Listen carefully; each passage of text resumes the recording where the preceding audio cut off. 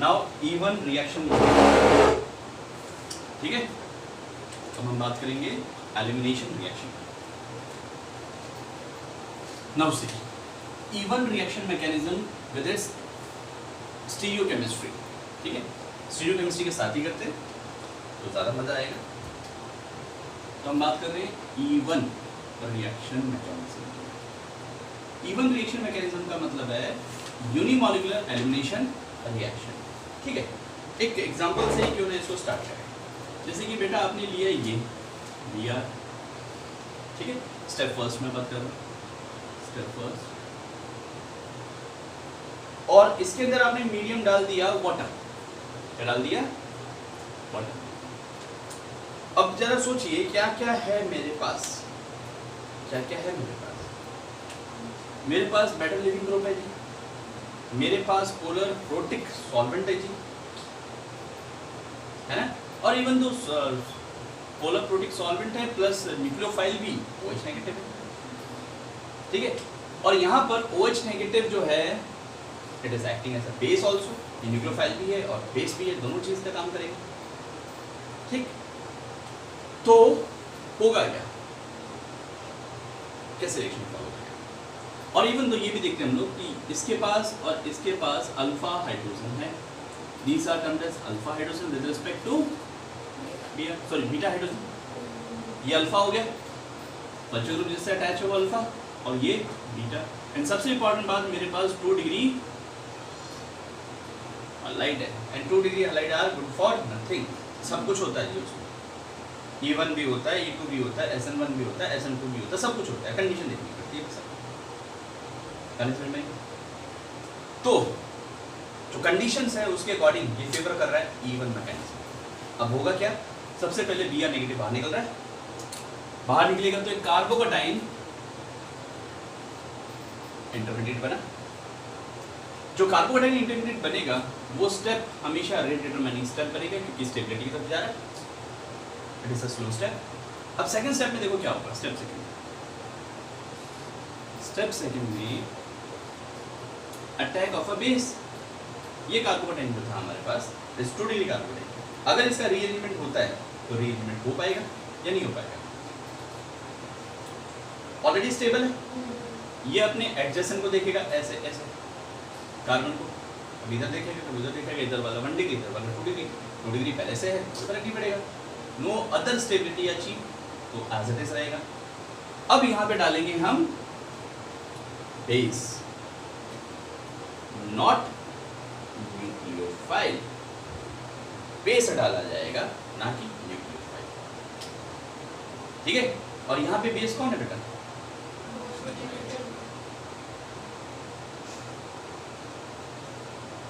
Base कौन है? यहाँ चाहिए मेरे को स्ट्रॉन्ग बेस, स्ट्रॉन्ग बेस, ठीक है, न्यूक्लियोफाइल। अब क्या होगा, ये जो बेस है ये H पॉजिटिव को खींच लेगा, तो जो बेस है ये क्या करेगा, इलेक्ट्रॉन को अपनी तरफ अट्रैक्ट करेगा। तो ये जो हाइड्रोजन थे इसके पास और ये जो हाइड्रोजन थे इसके पास, ये निकाल दिए जाएंगे, ठीक है। और क्या आ जाएगा, negative charge. Base H positive को अपनी तरफ अट्रैक्ट करेगा। और हमें पता है अगर कहीं ऑक्सीजन पड़ा हुआ है, इसको OH को हटाई दें हम लोग, सीधा बोलते हैं कि बेस पड़ा हुआ है, तो बेस क्या करता है, base always what does the base do, base क्या करेगा, सोचो, कैप्चरिंग द प्रोटॉन्स, प्रोटॉन को कैप्चर करेगा, प्रोटॉन दिखेगा इसको, और जब प्रोटॉन दिखेगा इसको तो अल्टीमेटली ये H बाहर ले जाएगा और क्या बना देगा बेटा, अल्कीन्स बना देगा, वेदर इट इज सिस और ट्रांस, दोनों ही अल्कीन्स बन पाएंगे। तो ये इसका एक ओवरव्यू क्या था आपका, एक रिएक्शन, ठीक है। अब एक एग्जांपल और लेता हूँ, इसको समझते हैं लोग। जैसे कि ले लो एक रिएक्शन है और इस पर जोड़ दिया हमने कोई हलाइट दिया, ठीक है, हलाइट भी यहाँ जोड़ दो ताकि आपको समझा देगा, और इसकी रिएक्शन करवा देते किसी बेस के साथ, कोई बेस डाल, ठीक है। तो क्या होगा बेटा, व्हाट विल हैपन हियर? अगर कोई बेस डालेंगे तो क्या बनेगा? बेस क्या करेगा? सबसे पहले कार्बोकेटाइन बनेगा, पॉजिटिव चार्ज आ गया, 3 कार्बोकेटाइन ऑलरेडी स्टेबल है, आगे कुछ जाएगा नहीं। तो अब क्या करेगा बेस? प्रोटॉन को अचीव करवाएगा, प्रोटॉन को ले जाएगा। तो प्रोटॉन को ले जाएगा तो आपके पास कोई अल्कीन बनेगी like this and it is cis and trans. ये दोनों हो सकती है, इसके मैकेनिज्म देखेंगे कि कैसे होगा। ठीक है, फटाफट देखो वाई कौन सा जर्नी बन सकता है। नेक्स्ट देखेंगे। एनीवेज, चलो इसकी पॉसिबल मैकेनिज्म लिखते हैं भैया। ठीक है, ये जो रिएक्शन लिखी हुई है इसके मैकेनिज्म ट्राई करते हैं। अब देखो क्या क्या कंडीशन दे रखी है। सबसे पहली बात 3 डिग्री हैलाइड दे रखी है, लेकिन 3 डिग्री हैलाइड के साथ में हमें क्या दे रखा है बेटा? बेस दे रखा है जी, ना कि न्यूक्लियोफाइल दे रखा है। अगर न्यूक्लियोफाइल दे रखा होता तो it will undergo SN1, but यहाँ बेस दे रखा है, it will undergo E1 reaction mechanism. तो सबसे पहला स्टेप होगा that is ionization of CX bond. CX bond का आयनाइजेशन होगा टू फॉर्म कार्बोकेटाइन। यहाँ पे कार्बोकेटाइन बनेगा बेटा। अब कार्बोकेटाइन बनेगा तो कार्बोकेटाइन रीअरेंजमेंट हो सकता है, लेट्स सी। सबसे पहले ये चीज हो गई, ये था। अब ये जो CX है, this is hour rate determining step, और X नेगेटिव के फॉर्म में बाहर निकल गया। X नेगेटिव के फॉर्म में गया। जब X नेगेटिव के फॉर्म में गया तो आपके पास क्या बन गया बेटा? एक कार्बोकेटाइन बन गया यहाँ पर। This is a 3D carbocation which is more stable and the rearrangement is not possible at all here. कोई रीअरेंजमेंट हो नहीं सकता। क्यों नहीं हो सकता? क्योंकि ऑलरेडी 3D कार्बोकेटाइन, ये ऑलरेडी है। सेकंड स्टेप की बात करें। सेकंड स्टेप होगा दैट इज, सीधा बोल देते हैं, रिमूवल ऑफ प्रोटॉन। प्रोटॉन का रिमूवल, जिसको हम डीप्रोटोनेशन भी कहते हैं। डीप्रोटोनेशन, प्रोटॉन बाहर निकलेगा। अब प्रोटॉन कहां से निकलेगा ये सोचना है आपको। प्रोटॉन कहां से निकलेगा? प्रोटॉन कहां से निकलेगा? 3 पॉसिबिलिटी है।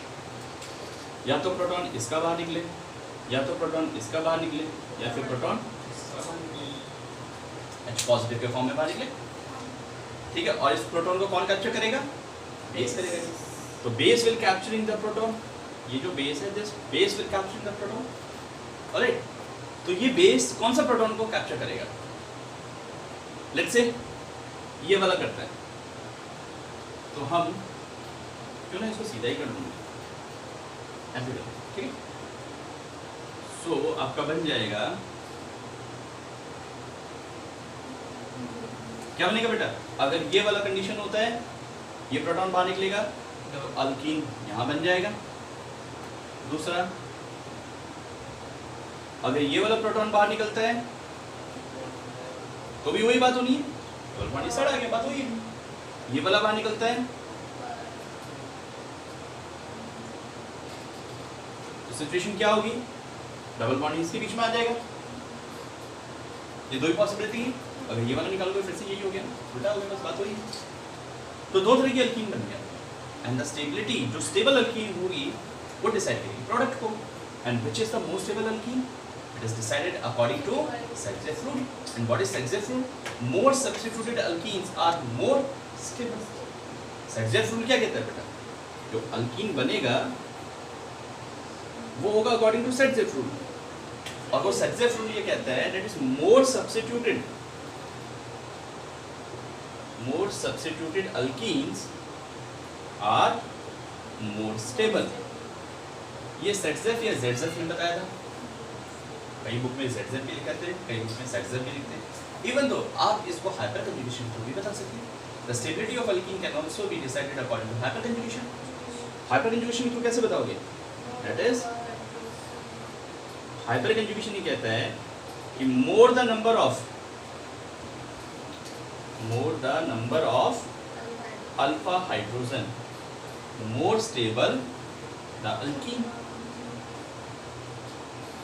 तो यहाँ पे जो अल्टीमेटली मेजर प्रोडक्ट बनेगा वो क्या होगा बेटा?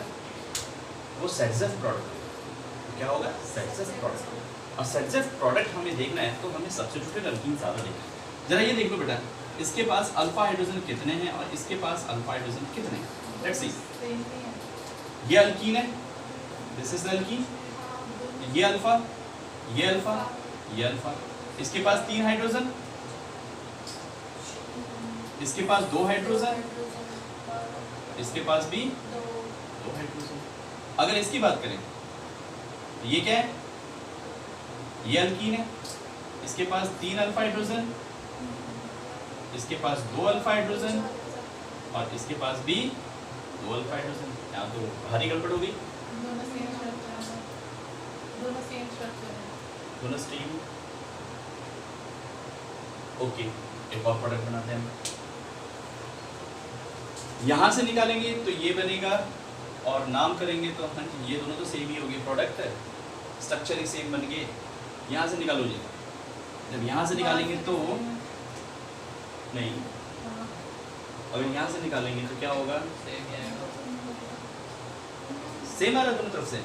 चेक इट आउट, ध्यान से देखो बेटा।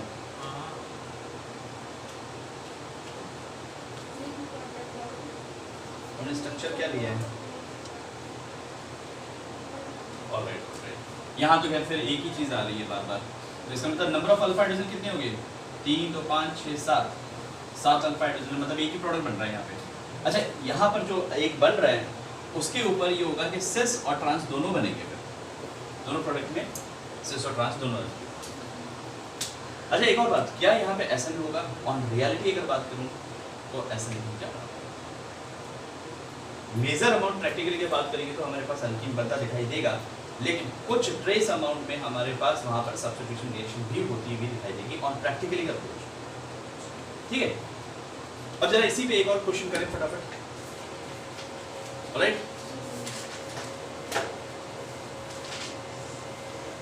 और फिर आप बताना है कि क्या प्रोडक्ट बनने वाला है मैकेनिज्म के साथ में। हो गया ना? विद द देखो, स्टेबिलिटी हमेशा किसके अकॉर्डिंग देखी जा रही थी? सेटजेफ या आपके यहाँ पे क्योंकि अल्कीन बन रहा है तो उसकी स्टेबिलिटी वहां से देखिए। ठीक है, अभी क्वेश्चन दे रहा हूँ, जरा ट्राई करना। क्वेश्चन इज,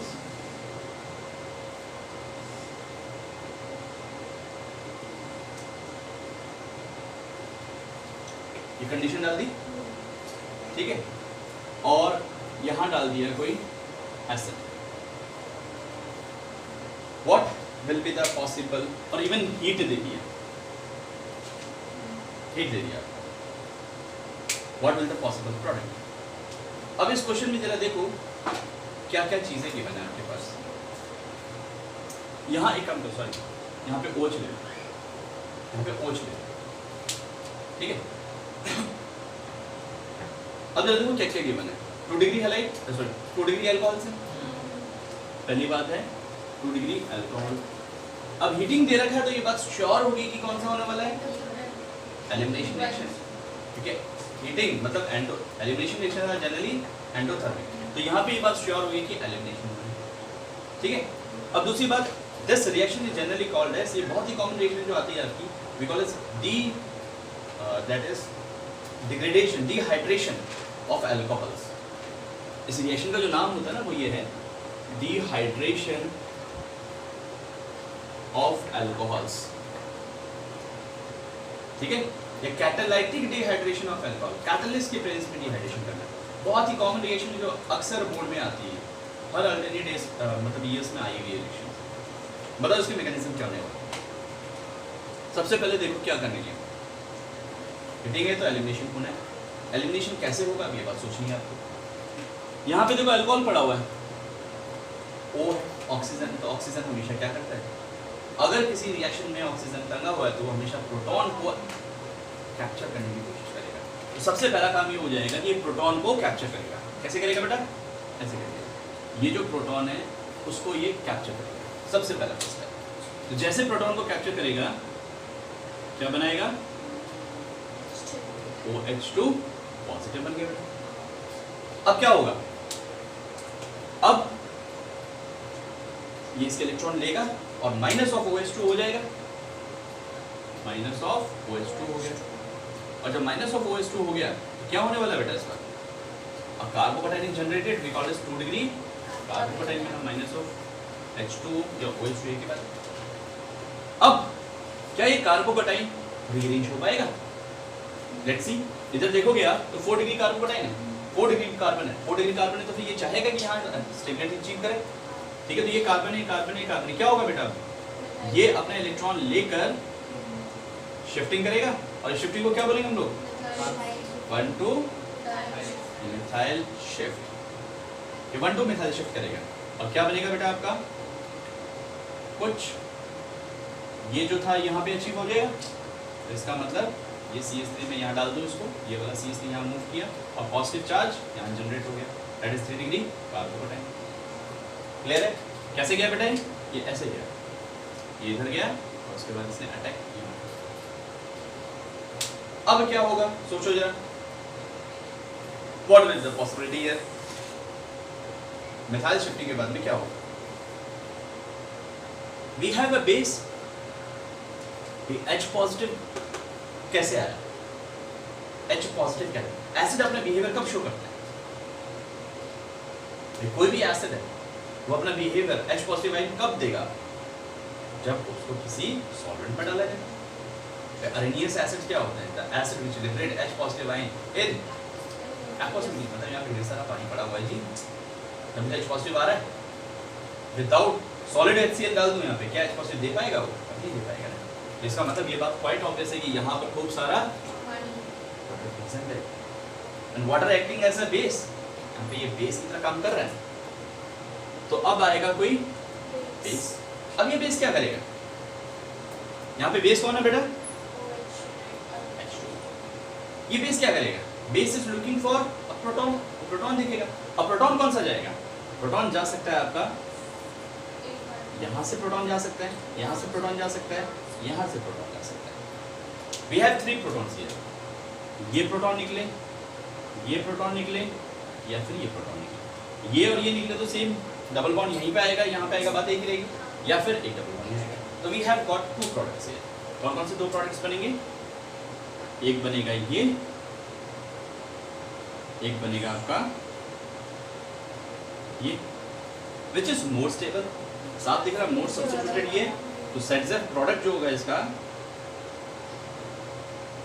ये होगा, यही बनेगा आपका product. Now this is the mechanism.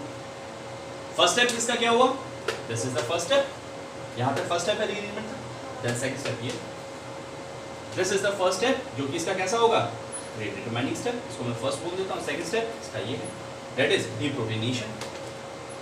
ये वाटर क्या करेगा? इस H पॉजिटिव को एब्जॉर्ब कर जाएगा और माइनस ऑफ H3 पॉजिटिव निकाल देगा। ये H3 पॉजिटिव पहले से था, कैटलिस्ट का काम यही होता है। तो इस रिएक्शन को बोलते हैं catalytic dehydrogenation, dehydration of alcohols, which generally gives the alkenes. अब ये अल्कीन्स एसोट्रांस दोनों हो सकती है, ये बात समझ में आई? अब इस चीज़ों के विषय में, लेकिन उससे पहले आपको एक चीज़ बता देता हूँ, वो चीज़ आप जरूर याद रखिए। चलो पहले इसके फीचर्स लिखते हैं, फिर बात करते हैं। डन?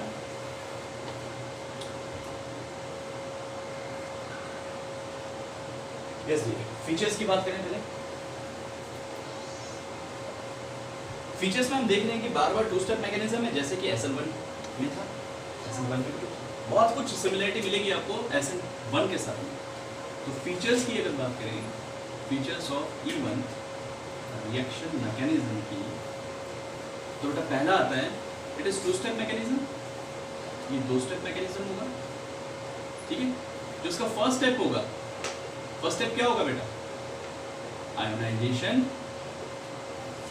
ऑफ CX बॉन्ड, अगर CX है वहां पर, अगर OH है तो OH होगा, to form carbocation, to form carbocation, वहां कार्बोकैटायन बनेगा। और सेकंड स्टेप क्या होगा बेटा इसका? सेकेंड स्टेप आपका हमेशा होता है deprotonation, deprotonation of carbocation to give alkyne.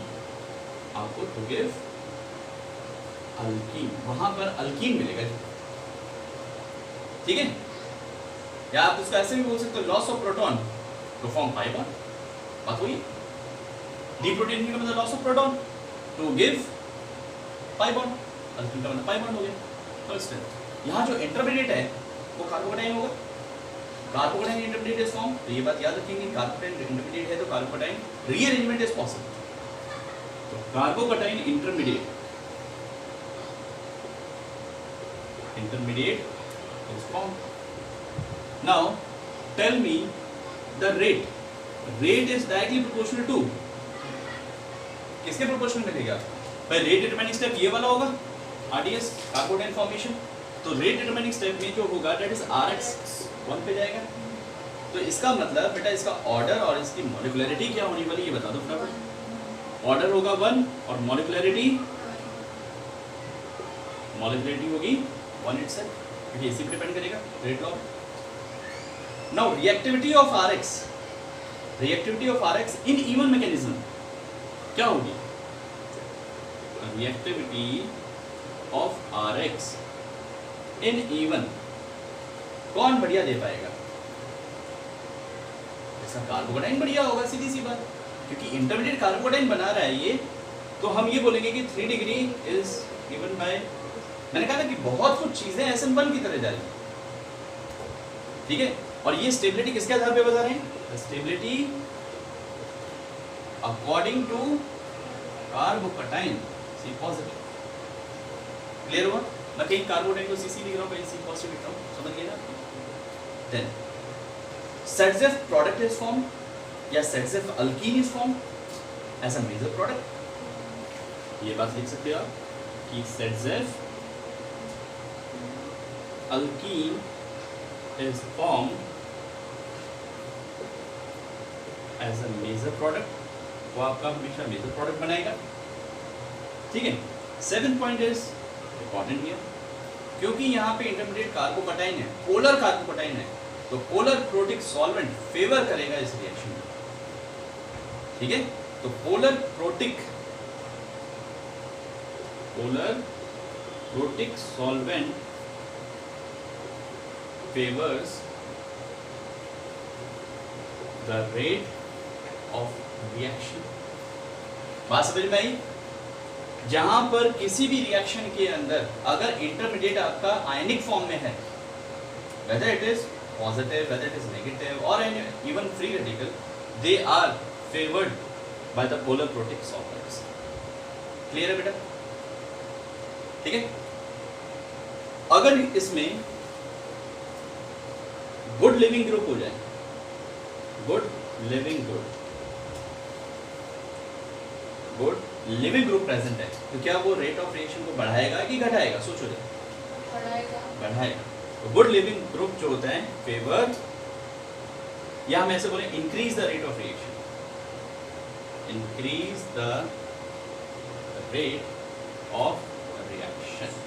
वो बढ़ा देगा रेट ऑफ रिएक्शन।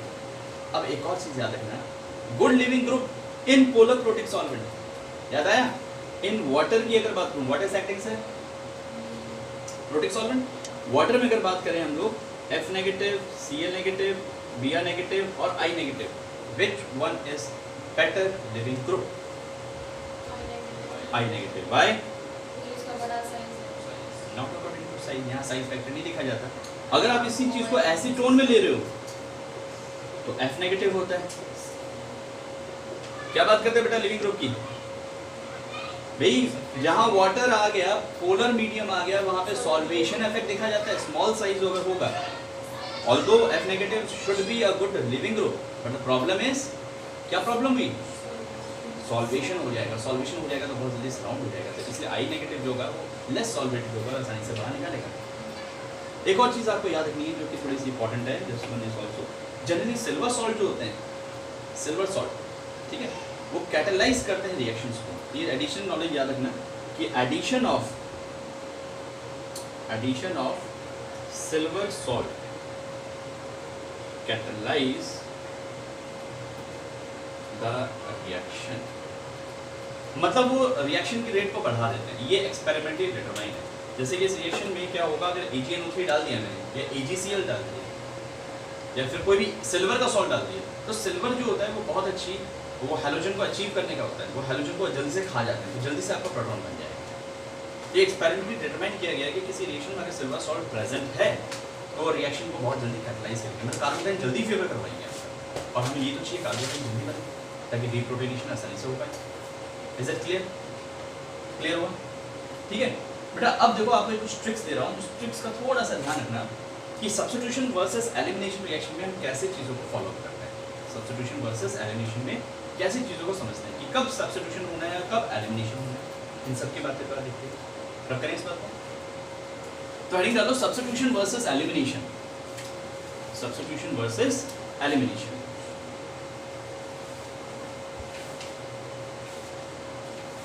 बहुत इंपॉर्टेंट है और इसको फ्रेश पेज पे लिखना अलग से और इसको मेमोराइज भी करना। Substitution versus elimination. Substitution versus elimination. तो फर्स्ट पॉइंट जरूर इसमें लिखिए यार, the outcome of the reaction in which substitution and elimination is decided on the basis of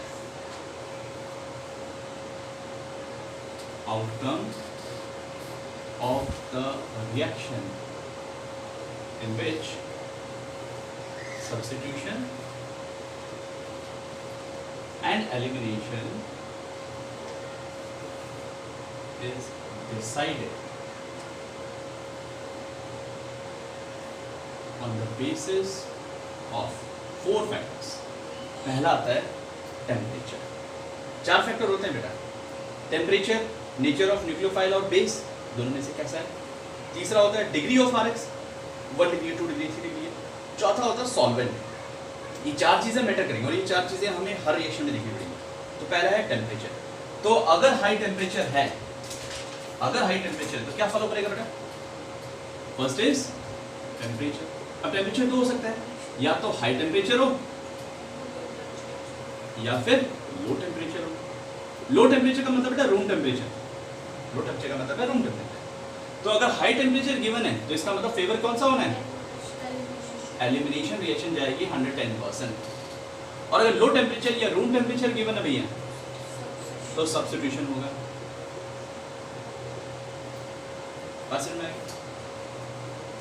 दूसरा फैक्टर आता है सॉल्वेंट की।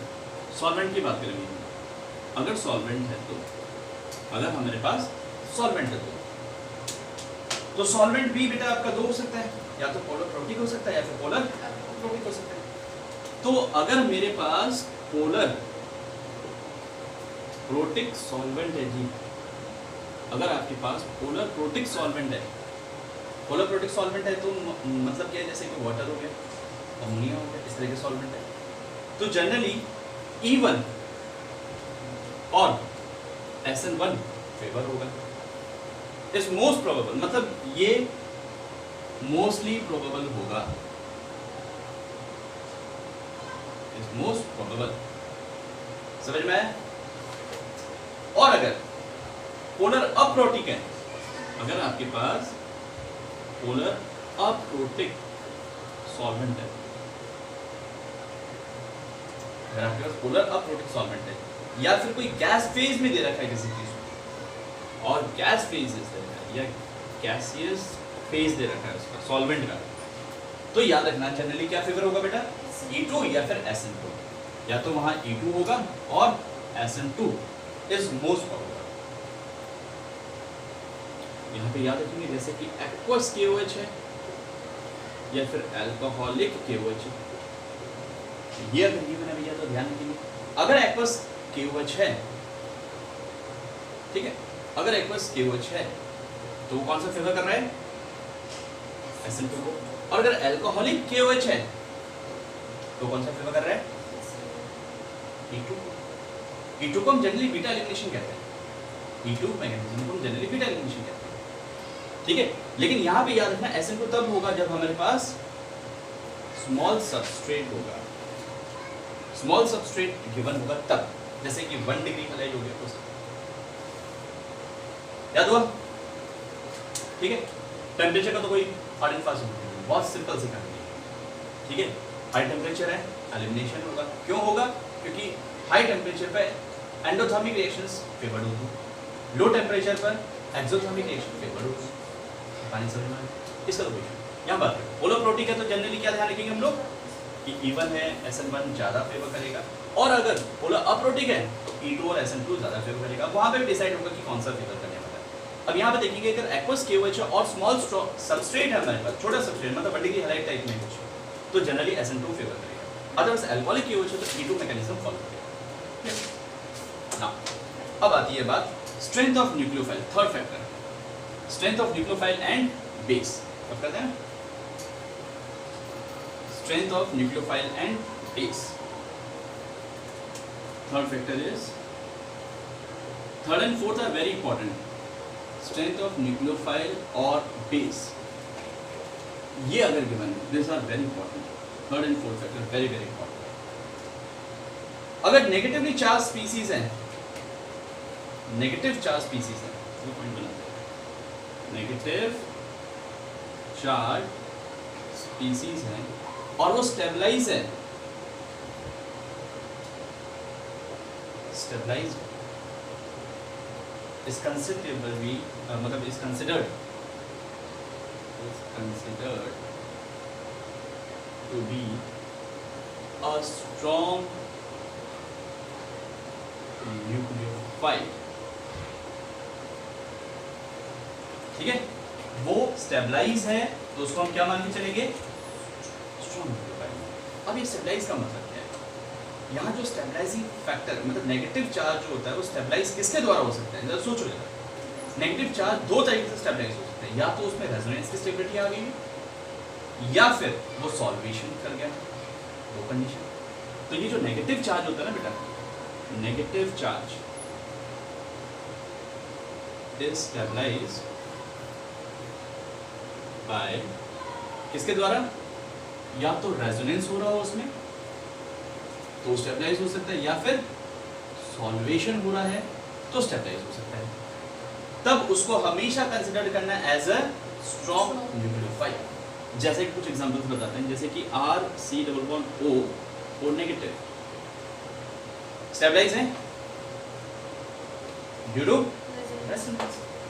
दूसरा PHO नेगेटिव स्टेबलाइज है due to once again resonance। SH negative stabilize है due to once again sulphur के पास lone pair है, negative single lone pair, resonance. Sulphur का बड़ा साइज है भैया, सॉल्वेशन ही होगा, सल्फर बड़ा साइज है, सॉल्वेशन होने की पॉसिबिलिटी कम है, लेकिन लोन पेयर है उसके पास, वो लोन पेयर क्या करेगा, रेजोनेंस में पार्टिसिपेट कर सकता है। इसको आप ऐसे लिख सकते हो ना, सल्फर H नेगेटिव, जरा देखो उसी तरह से OH नेगेटिव। यहाँ दो काम हो सकते हैं, ऑक्सीजन का साइज छोटा है तो सॉल्वेशन भी हो सकता है, दूसरी बात रेजोनेंस भी मिल सकता है। ठीक है, even though CH triple bond CH negative C negative CH triple bond CH negative अगर ये है तो it's acting as a strong nucleophile. Even though azides N3 negative, इसको अजाइड्स कहते हैं, ये भी क्या होगा, स्ट्रॉन्ग न्यूक्लियोफाइल की तरह।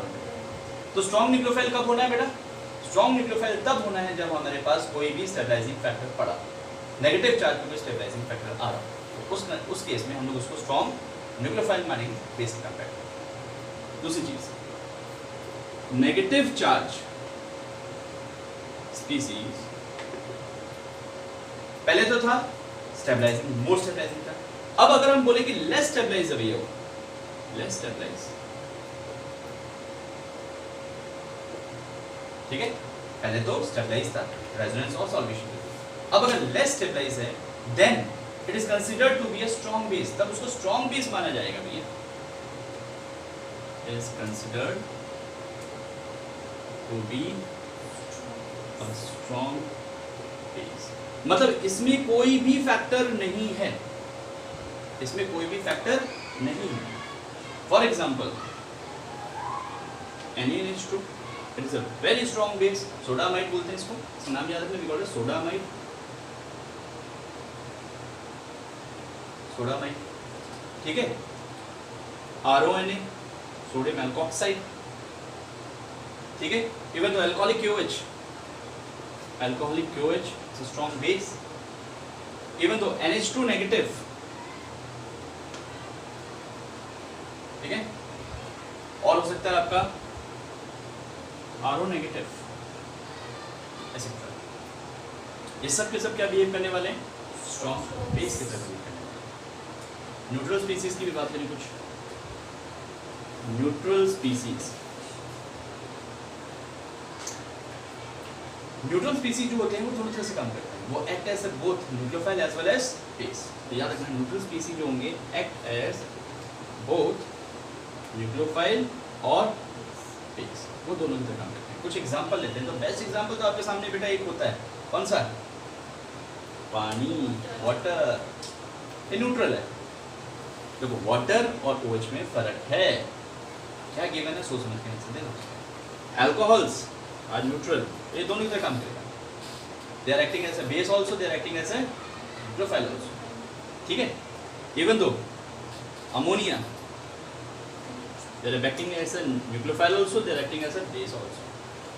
तो पहले तो बात हुई ये 3 पॉइंट हुए बेटा। पहला पॉइंट क्या था आपके पास कि अगर मेरे पास कहीं पर स्ट्रॉन्ग, पहले स्टार्टिंग से करते हैं। Temperature, high temperature, elimination, low temperature, दूसरी बात करते हैं सॉल्वेंट। पोलर प्रोटिक E1 या फिर SN1, पोलर अप्रोटिक SN2 या फिर E2, ठीक है। Aqueous KOH, small substrate SN2, alcoholic KOH E2। फिर बात आई किसकी? सॉल्वेंट, ठीक है। अब सॉल्वेंट कैसा है? बस मतलब सॉरी न्यूक्लियोफाइल और बेस की बात है, स्ट्रेंथ की। अगर नेगेटिव चार्ज है और स्टेबलाइजिंग किसी फैक्टर के द्वारा, तो they acting as a strong nucleophile. अगर नेगेटिव चार्ज है, कोई स्टेबलाइजिंग फैक्टर नहीं है, तो वो weak nucleophile. Neutral species are good for everything, वो कुछ भी कर सकते हैं। अब मैकेनिज्म कौन सा फॉलोड होगी वो बात समझते हैं, ठीक है। रख करें।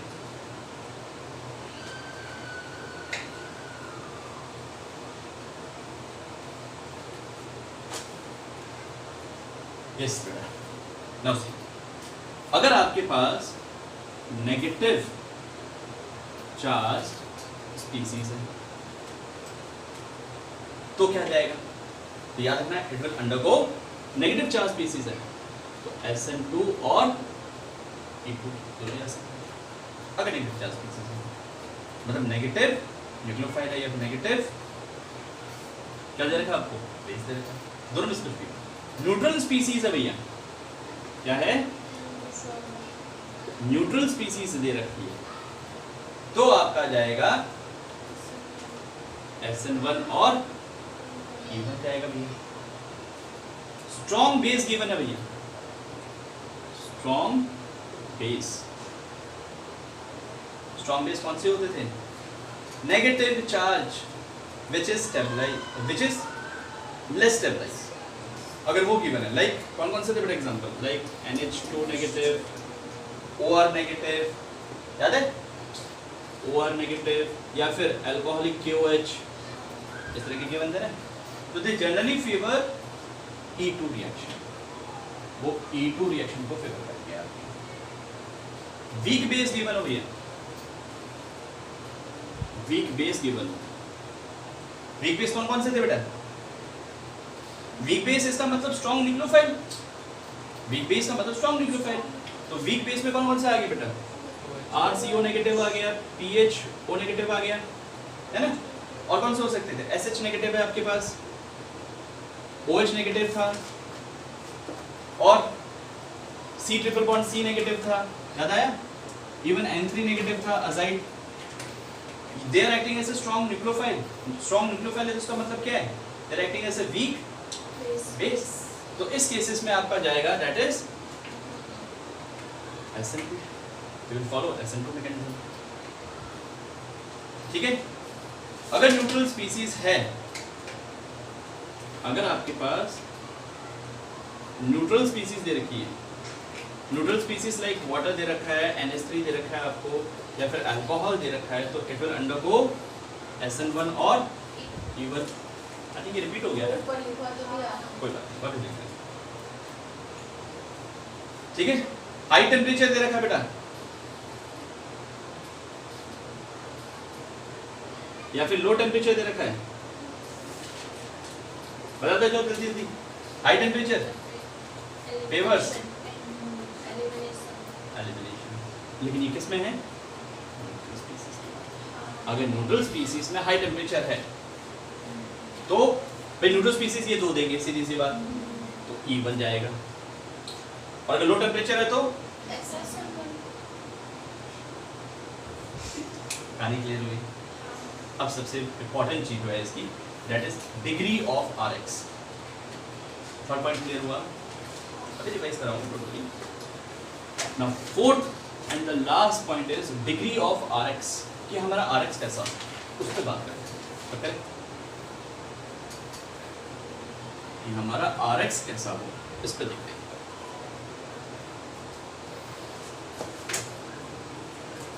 Now fourth and very important, that is nature of Rx या degree of Rx भी लिख सकते हो आप एक ही बात। ठीक है बेटा, पहला आता है 1 डिग्री Rx है, तो अगर 1 डिग्री Rx है तो 2 पॉसिबिलिटी है मेरे पास। कौन कौन सी हो सकती है बताओ बेटा, कौन कौन सी पॉसिबिलिटी है? या तो हो सकती है SN2 या तो E2, और जो E2 होगा ना यहाँ पर, वो थोड़ा सा मिमिक करेगा, मिमिक E1CB को। आगे बढ़ाऊंगा E1CB रिएक्शन क्या है। Elimination, unimolecular elimination conjugate base, ठीक है, कॉन्जुगेट बेस एलिमिनेशन रिएक्शन बोलते हैं इसको। तो एलिमिनेशन जो होता है इस केस में, यहाँ पे एक बात याद रखना कि elimination through sterically hinders base, यहाँ जो एलिमिनेशन होगा, दैट एलिमिनेशन जो होगा it is through sterically hindered base. अगर बेस मेरा स्टेरिकली हिंडर्ड है तो एलिमिनेशन मिला कर, मतलब उस केस में E1CB मैकेनिज्म फॉलो होगा। अब बात करते हैं 2 डिग्री Rx की। 2 degree Rx is good for nothing, ठीक है। वैसे जनरली बोला जाता है mostly substitution will follow, but यहाँ पे 4 केस बन सकते हैं। क्या बन सकते हैं? 4 डिफरेंट केस। मतलब वो SN2 भी जा सकता है भैया, वो भैया E2 भी जा सकता है, वो SN1 भी जा सकता है, और E1 भी। तो SN2, SN1, E2, E1, 4 हो जा सकता है। लेकिन SN2 वो तब जाएगा जब उसके पास क्या हो, स्ट्रॉन्ग न्यूक्लियोफाइल पड़ा हो। SN वो तब जाएगा जब उसके पास क्या हो, वीक न्यूक्लियोफाइल पड़ा हो। E1 वो तब जाएगा जब उसके पास क्या हो, सॉरी E2 वीक बेस हो। E2 है ना, E2 तो स्ट्रॉन्ग बेस हो। SN2 E2 स्ट्रॉन्ग के थ्रू, E1 SN1 वीक के थ्रू, स्ट्रॉन्ग बेस पड़ा, और E1 बेस। जनरली बोलते हैं, जनरली अगर 2 डिग्री हैलाइड है तो मोस्टली सब्स्टिट्यूशन करना प्रेफर करता है rather than elimination, but conditions matter a lot. Even में स्ट्रांग बेस लिखा है पीछे, इस पे इवन पीछे क्या है, स्ट्रांग बेस लिखवाया हुआ है, इवन पर स्ट्रांग बेस लिखवाया हुआ है। कंडीशन देख,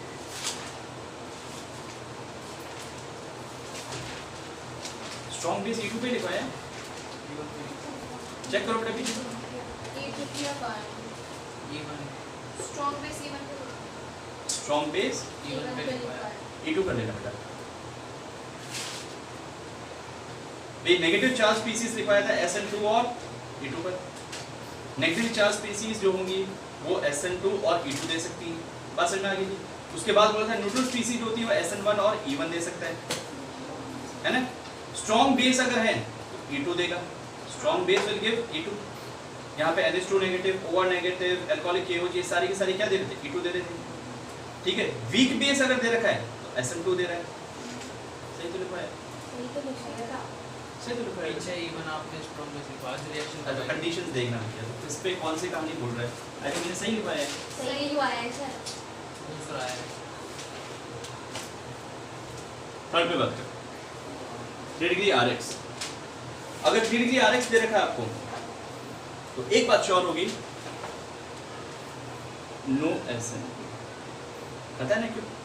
क्योंकि 3 डिग्री में बहुत सारे स्टेरिक हिंडर्ड होते हैं, तो SN2 नहीं होने वाला वहाँ हो सकता है E1, E2 और SN1। तो ये 2 बात हो सकती है, 3 बात हो सकती है सर, वहाँ पे 3 पॉसिबिलिटी जा सकती है। क्या क्या जा सकती हैं? या तो E2 जा सकती है, अब E2 का फेवर करेगा, जितने 2 वाले हैं वो सारे के सारे स्ट्रॉन्ग बेस की फेवर में करेंगे। अगर E1 जाती है वीक बेस प्लस हीट अगर दे रखा है 3 डिग्री पे तो ऐसा बन जाएगा। और अगर SN1 है तो कब फेवर करेगा बेटा? वीक न्यूक्लियोफाइल अगर गिवन है। अगर हीट गिवन है, इसमें अगर हीट गिवन है, if heat is given then क्या होगा बेटा? अगर हीट गिवन है इस कंडीशन के अंदर, then always go for elimination, अगर हीट नहीं गिवन है तो सोचेंगे ये क्या गिवन है, अदर थिंग जिसके थ्रू मैं काम कर सकूं। एंड लास्ट इज CH3X अगर मेरे को दे रखा है तो ऑलवेज SN2 जाएगा, तब हमेशा SN2 जाएगा, कोई भी पंगा नहीं। कहानी पहले पढ़ी है, फटाफट से रिवाइज करो। Now see done. तो इन बेसिक्स को याद रखना, हो गया? ये लिखा था। अब बात करते हैं कुछ क्वेश्चंस पे और आप लोग डिसाइड करना है कि क्या होने वाला है और उसके मैकेनिज्म भी मोस्ट प्रोबेबली बताएंगे। नो पहला क्वेश्चन है, सबने बहुत आसानी से पढ़ा होगा इस बात को, रिएक्शन को भी, और याद भी है आपके रिएक्शन। जैसे कि CH3 यहाँ दे दूँ, उसके बाद C2H5 यहाँ दे दूँ, CH3 यहाँ दे दे, H यहाँ दे दे, देन H यहाँ दे दे और Br यहाँ दे दे। और मीडियम देखो जरा क्या दे रहा हूँ,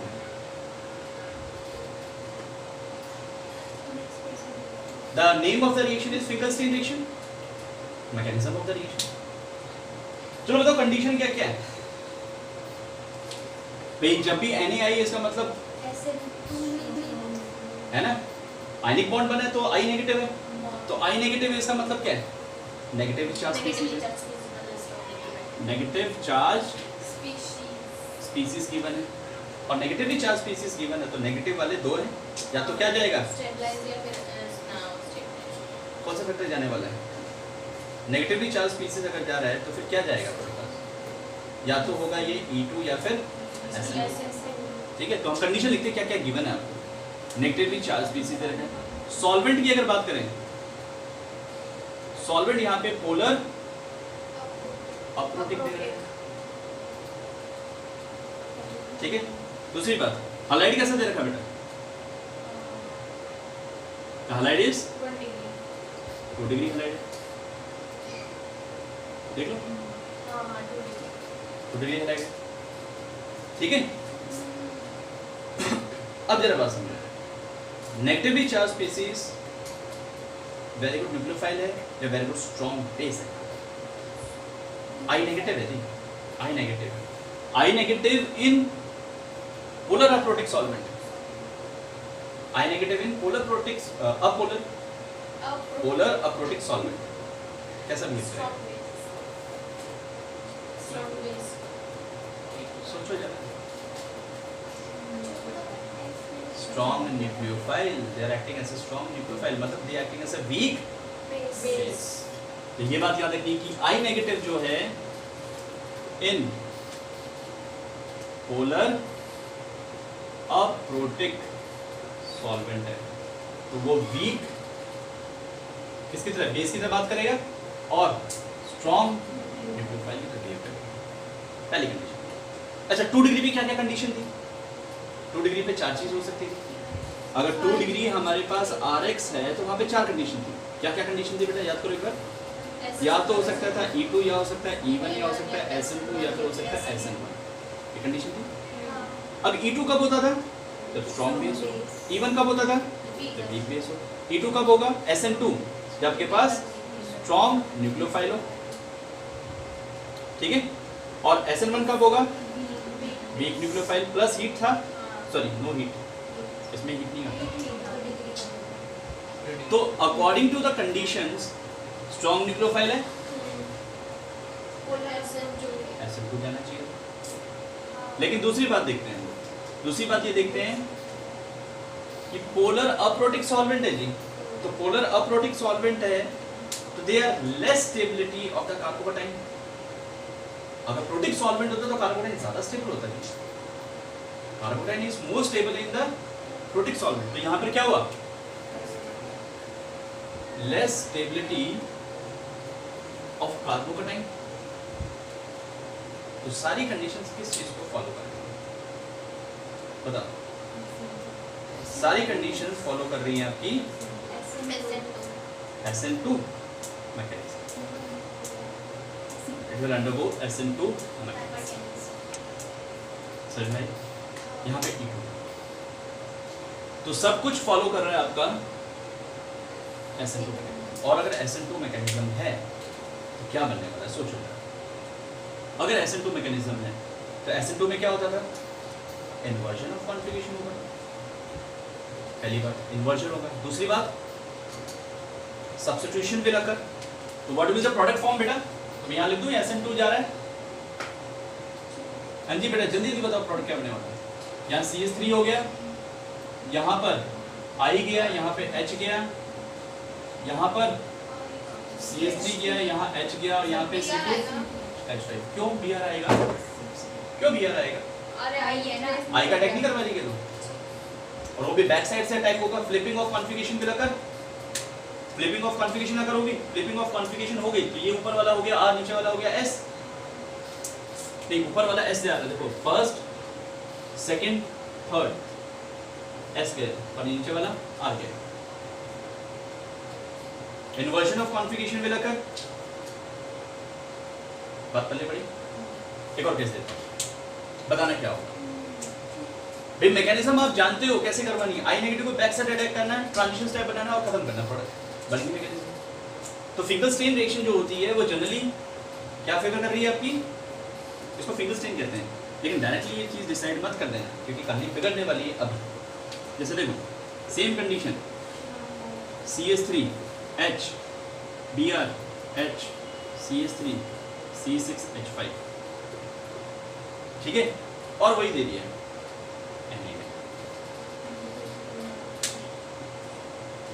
अब बात करेंगे।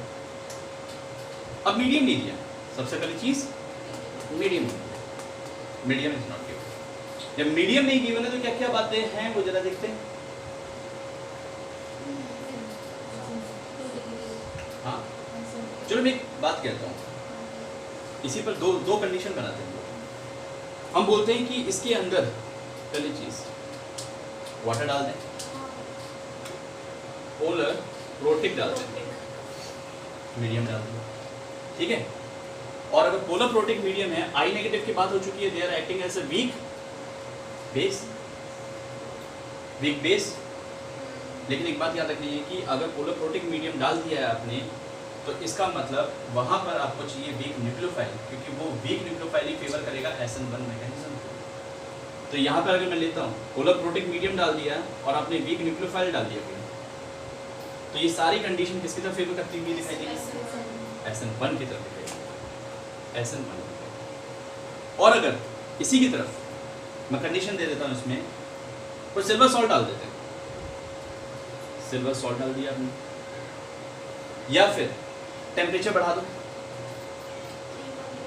टेम्परेचर बढ़ा दिया आपने, ठीक है। तो किसकी तरफ जाते हुए दिखाई देगी? E1 की तरफ जाते हुए दिखाई देगी। क्या दोनों केसेस में प्रोडक्ट बता दो क्या बनने वाला? अगर वहां पे Na के साथ में वाटर डाल रखा हो और यहाँ पे देखो I नेगेटिव जो है वो वीक न्यूक्लियोफाइल और वीक बेस दोनों की तरह काम कर सकता है। ये बात ध्यान रखना, वीक न्यूक्लियोफाइल और वीक बेस की तरह दोनों तरह काम कर सकता है। तो हम इस पे बात करते हैं बाकी। और मीडियम डाला, इस मीडियम से पहचाना आपको। यहाँ पर डाला है सिल्वर सॉल्ट, सिल्वर सॉल्ट और हाई टेम्परेचर डेफिनेटली एलिमिनेशन होने वाला है। लेकिन एलिमिनेशन है और 2 डिग्री है भैया, एलिमिनेशन है और 2 डिग्री है, तो कैसे डिसाइड करोगे? 2 डिग्री था तो 1 कैसे डिसाइड कर रहे हो आप कि 1 डिग्री है या नहीं, या 2 है?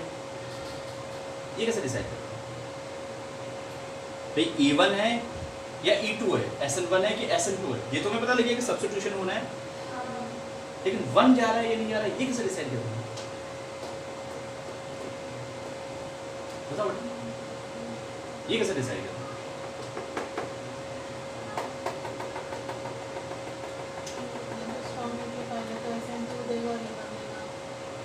स्ट्रॉन्ग न्यूक्लियोफाइल होता तो SN2 देगा और नहीं स्ट्रॉन्ग वाले दो देते थे। वीक न्यूक्लियोफाइल वीक स्ट्रॉन्ग वाले स्ट्रॉन्ग बेस हो चाहे स्ट्रॉन्ग न्यूक्लियोफाइल हो स्ट्रॉन्ग वाले हमेशा 2 देते हैं। स्ट्रॉन्ग न्यूक्लियोफाइल है तो SN2 देगा और E1 भी देगा स्ट्रॉन्ग न्यूक्लियोफाइल है तो वीक बेस होगा जनरली वीक मतलब अगर न्यूक्लियोफाइल स्ट्रॉन्ग है तो वो बेस कितना कम करेगा। और अगर नेगेटिव चार्ज स्विच तो सिर्फ SN2 और E2 देगा तो दोनों में कॉमन SN2 है। तो सिर्फ आपको एक फैक्टर तुम लेके जाना है, आपको ये भी देखना है कि हैलाइड कैसा है, मीडियम कैसा है, टेम्परेचर है या नहीं बने। एक ही फैक्टर क्या था भी बोल दोगे आप, बाकी सब चीज़ों को भी देखनी है ना, बाकी सारी चीज़ों को भी देखनी पड़ेगी। आप प्रोडक्ट बता सकते हो आप लोग मुझे SN1 और E2 का, यहाँ पे क्या होगा और यहाँ क्या होगा। Quick.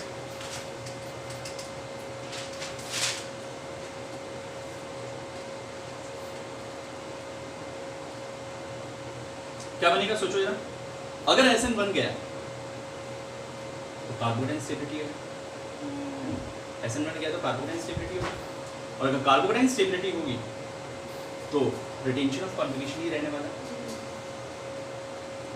या नहीं होगा।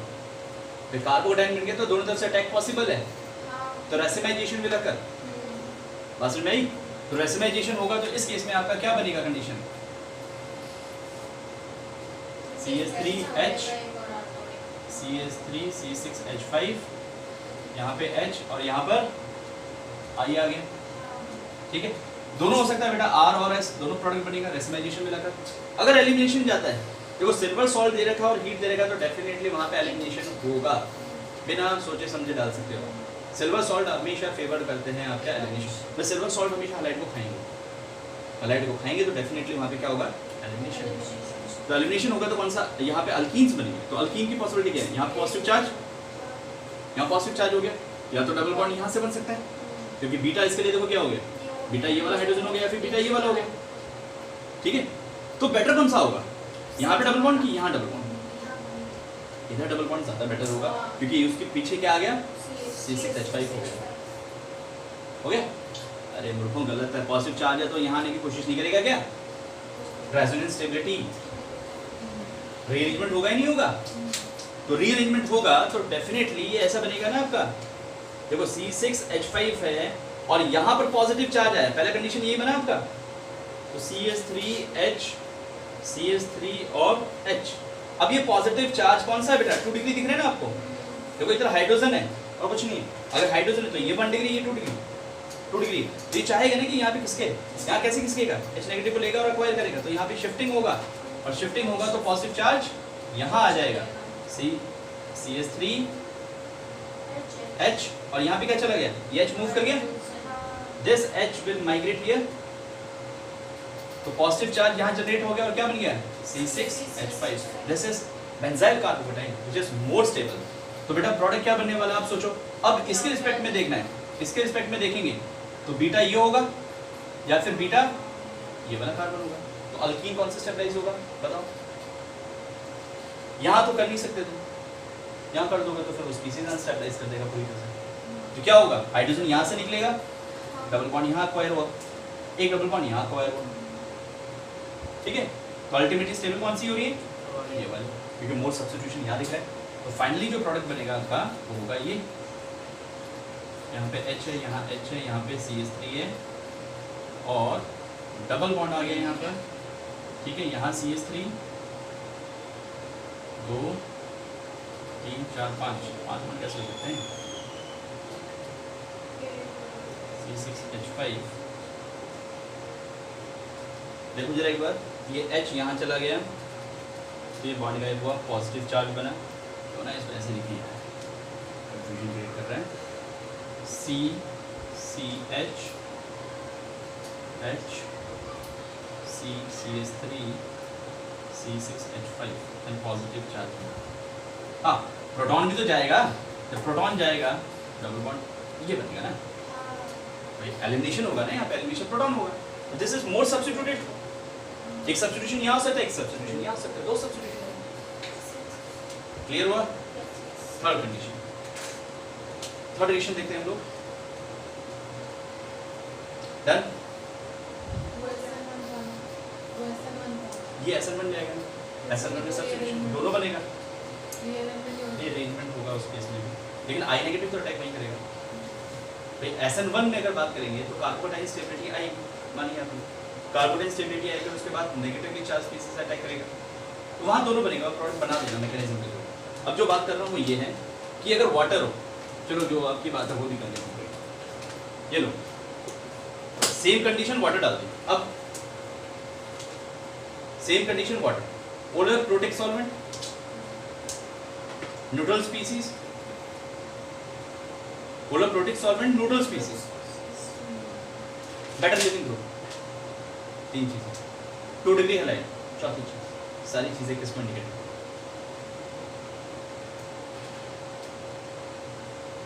सारी चीजें किसको इंडिकेट करती हैं? ऐसा प्रोडक्ट बना दो, जो बात कर रहे थे कर लो। SN1 का क्या प्रोडक्ट है, ये बात तो श्योर होगी कि अगर SN1 जाएगा तो रेसिमिक मिक्सचर बनेगा, और रेसिमिक मिक्सचर बनेगा तो क्या बनेगा? That's it.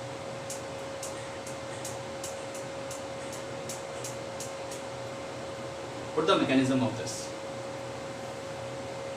सबसे पहले क्या होगा बेटा, अगर SN1 जाएगा सबसे पहले कार्बोटाइल स्टेबिलिटी होगी, तो कार्बोटाइल स्टेबिलिटी मतलब Br नेगेटिव जाएगा, आपका लिविंग ग्रुप लीव करेगा और CH3H CH3H और pH बोलते हैं उसको फिनाइल, ये गया यहाँ से और पॉजिटिव चार्ज जनरेट हुआ, शिफ्टिंग में लगा, शिफ्टिंग होगा तो पॉजिटिव चार्ज कहाँ चला जाएगा? नीचे चला जाएगा, तो H ऊपर आ गया, CH3 और pH positive charge more stabilise हो गया, यही बोल रहे थे ना। अब कौन आएगा? वाटर आएगा, नहीं वाटर जो है आपका OH नेगेटिव देगा और प्रोडक्ट क्या बना लेगा? CH3HH CH3OH PH, this is the product. अब ये दोनों फॉर्म होगा, या तो R होगा या फिर S होगा, रेसिमाइजेशन होगा। बात समझ में आ गई? अगर इसी कंडीशन पे, इसी पर ही मैं बोल दूं बेटा वाटर है और हीट है, वाटर है और हीट है, तो क्या होगा? I'm sure एलिमिनेशन भी लगा, वाटर है, पोलर मीडियम और हीटिंग आते हैं, एलिमिनेशन जाएगा, सब्स्टिट्यूशन विल नॉट अकर, ठीक है। 2 डिग्री हैलाइड ही था मेरा। अब क्या होगा प्रोडक्ट? पहला इवन है तो कार्बोटाइल स्टेबिलिटी बनेगी, बन गई, उसके बाद रीअरेंजमेंट होगा, हो जाएगा, तो क्यों ना मैं सीधा इसी पे बोल दूं, यहाँ तक तो कॉमन जाएगा, ठीक है। उसके बाद मैं बोल देता हूँ H2O और हीट पर बात होगी, तो प्रोडक्ट जो बनेगा आपका वो होगा ये CH3HH, ये पॉजिटिव चार्ज था, ये CH3 था और ये PH था, तो प्रोटॉन होगा, डीप्रोटोनेशन होगा, तो फिर क्या होगा बेटा उस केस में? आपका बॉन्ड हटेगा और डबल बॉन्ड आएगा, तो ये कंडीशन गई, बात आई समझ में? अब जो अल्कीन बनेगी वो सिस और ट्रांस दोनों हो सकती है। क्या ये ऑप्टिकली एक्टिव होगा? Inactive, racemisation. यहाँ पे सिस और ट्रांस होगा, क्या ये सिमेट्रिकल है? नहीं, सिमेट्रिकल अगर आती है अल्कीन तो वहां पर कंडीशंस होती है कि ऑप्टिकली एक्टिविटी जाएगा या नहीं जाएगा, मेसोफॉर्म बनेगा नहीं बनेगा, वो सारी बातें कर रहा हूं, ठीक है। Now second last question,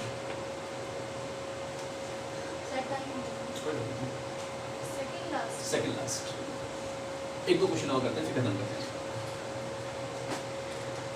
now अब बहुत अच्छा एग्जांपल दे रहा हूं, बताना आप बेटा।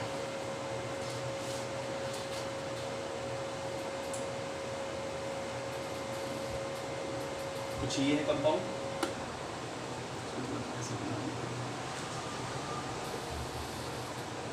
ठीक है, एक तरफ H है, एक तरफ CH3 और एक तरफ H है, एक तरफ Br है, और यहाँ डाल दिया OH नेगेटिव, डाल दिया बेटा OH नेगेटिव। तो मोस्ट प्रोबेबल रिएक्शन मैकेनिज्म कौन सी फेवर करेगी? जरा पढ़े नीचे का, मोस्ट प्रोबेबल रिएक्शन मैकेनिज्म कौन सी फेवर करेगी?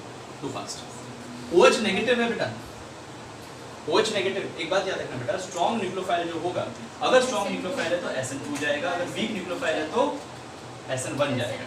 SN2 स्ट्रॉन्ग न्यूक्लियोफाइल है, स्ट्रॉन्ग वाला SN2, स्ट्रॉन्ग 2 को फेवर करते हैं ना, स्ट्रॉन्ग न्यूक्लियोफाइल SN2, और अगर वीक न्यूक्लियोफाइल है तो SN1।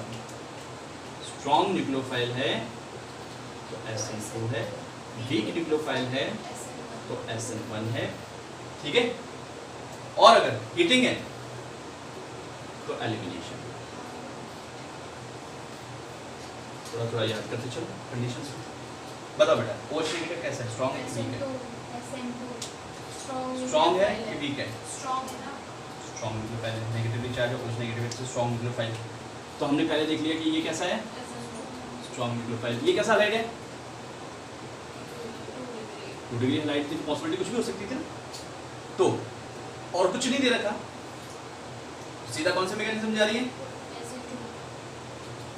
SN2 फेवर कर रहा है। अब SN2 फेवर कर रहा है तो प्रोडक्ट क्या बनेगा? जल्दी बोलो, what is the product form? What will be the product form? देखो प्रोडक्ट कौन सा बनेगा भाई? ये CH3 तो, PR मिल जाएगा। अब SN2 है तो कार्बोनेट स्टेबिलिटी तो होनी नहीं है, सीधा इन्वर्जन जाएगा आपका। तो CH3 इधर आ गया, OH नेगेटिव भाई इन्वर्जन हो जाएगा ना, ऊपर चला गया।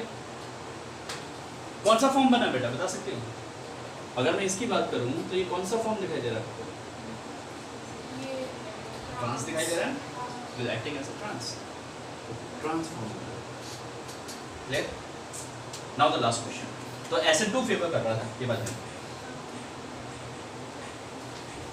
अब एक क्वेश्चन और लेते हैं और इसके बाद कहानी खत्म करते हैं। मान लीजिए ये कोई फिनाइल ग्रुप है और यहाँ पे कोई G ग्रुप जरूरी है, कोई भी G ग्रुप होती है, मतलब कुछ भी। अब बता रहा हूँ ये G क्या है, ये हाईलाइट दे दिया आपको। अगर G जो ग्रुप है वो, अगर G ग्रुप H हो या फिर OCH3 हो या फिर NO2 हो, अगर G ग्रुप 3 है तो reactivity order of SN1 and SN2 बताओ। रिएक्टिविटी ऑर्डर ऑफ SN1 और SN2 दोनों बताओ क्या होगा? अगर SN1 जा रहा है तो क्या होगा, अगर SN2 जाएगा तो क्या होगा? भाई थोड़ा सा रिकॉल करते हैं। SN1 जा रहा है तो जो भी मीडियम है वो डिपेंड कर रहा है किस पर? कार्बोनेट स्टेबिलिटी पर। सबसे पहली बात तो ये होगी। और कार्बोकेटाइन स्टेबिलिटी होती है वो किससे बढ़ाया जाएगा? Carbocation stability is increase by, किससे बढ़ा रहे हैं? कई फैक्टर लग गया ना इस वक्त पहला पोजीशन पे, तो प्लस है, प्लस वाले फेवर करेंगे। कौन कौन से? Plus N plus I plus H favour करेंगे। तो जरा देख लो बेटा कौन कौन से इफेक्ट देने वाले हैं। NO2 भाई डबल बॉन्ड है, डबल बॉन्ड है तो पॉजिटिव चार्ज आ गया, पॉजिटिव चार्ज आ गया तो माइनस M देगा। OCH3 है, लोन पेयर है, लोन पेयर तो नेगेटिव चार्ज है, नेगेटिव चार्ज है तो प्लस M देगा। और H तो कुछ नहीं देता, तो मतलब ऑर्डर क्या हो जाएगा? सबसे पहले आएगा B, फिर A, फिर पता लग गया ऑर्डर। अब अगर SN2 की बात करते हैं, अगर SN2 की बात करते हैं तो हमें क्या सोचना पड़ेगा बताओ? ऑल्दो इसका उल्टा ही हो जाएगा, वो तो पता है आपको। तो उस केस में अगर SN2 है तो हमें पॉजिटिव कैरेक्टर के बारे में सोचना है। Think for the positive character. फिर SN2 की क्या बात करेंगे, कौन कौन सी चीज़ फेवर करेगी? स्ट्रॉन्ग न्यूक्लियोफाइल फेवर करेगा और मोर पॉजिटिव चार्ज फेवर करेगा। जितना ज़्यादा पॉजिटिव चार्ज होगा उतना ही ज़्यादा फेवर करेगा।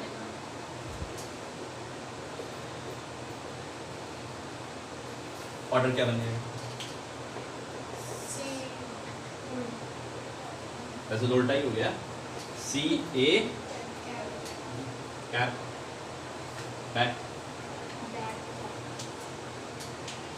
ठीक है। अभी ये पिक्चर पूरी क्लियर नहीं हुई जब तक इवन CB ना हो जाए, 2 दिन ना हो जाए। ऑलराइट